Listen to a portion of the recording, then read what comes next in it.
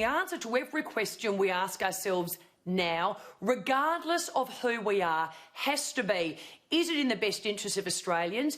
Is it going to ensure that a business is able to either start again or continue trading, prosper, grow, and ultimately create more jobs for Australians? And what has COVID-19 shown us? It's actually shown us that when we have to, we can come together as stakeholders who would normally be at polar opposite ends of, make decisions in the best interests of the people who matter, and that is the Australian people, and look at where we can get to. So I can see that, you know, the speech by the Prime Minister today has been really welcomed, apart from the Labor Party, of course. But even Sally McManus was out there and saying, you know, there is an opportunity now to continue working together. It's all about jobs. Yeah, this is the thing. Well, look, we know what's going to happen in 2 years' time. They'll go back to their corners, they'll build a war chest, they'll campaign against... OK, cool, we get it, right? We know which side they're on, but when there's a government... But that's politics, that's exactly right. Yeah, correct, that's just politics.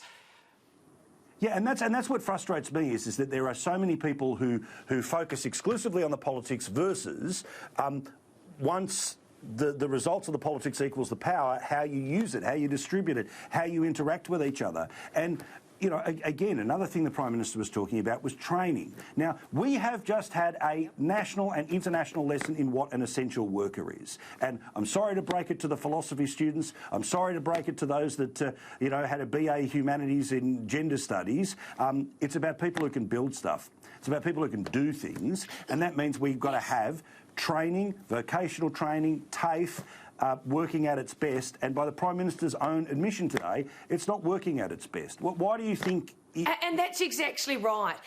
Yeah, and look, Paul, it hasn't been working now for many, many years. Why? Because you have an agreement. It was set up by the former Labor government, and under that agreement, the National Agreement on Skills and Workforce Development, the Commonwealth every year puts around $1.5 billion into it. And guess what?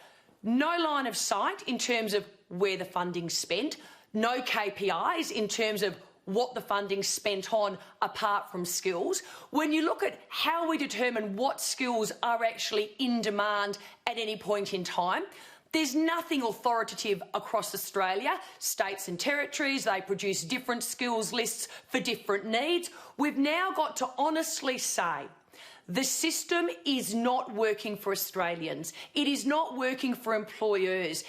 If we are not giving employees with the skills they need, how do you go on to get the better paid jobs?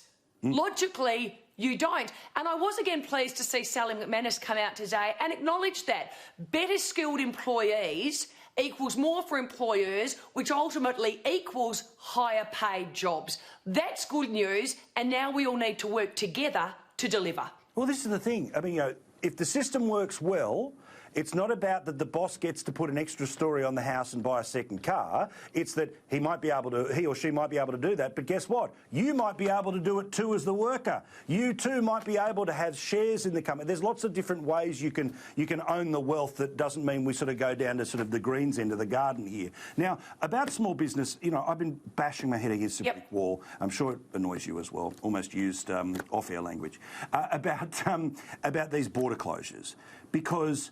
Yep. The calculation is so strange to me, right? The virus versus the economy, I don't think there's even a versus there. It's just the consequence of denying people trade is that more people will go out of business.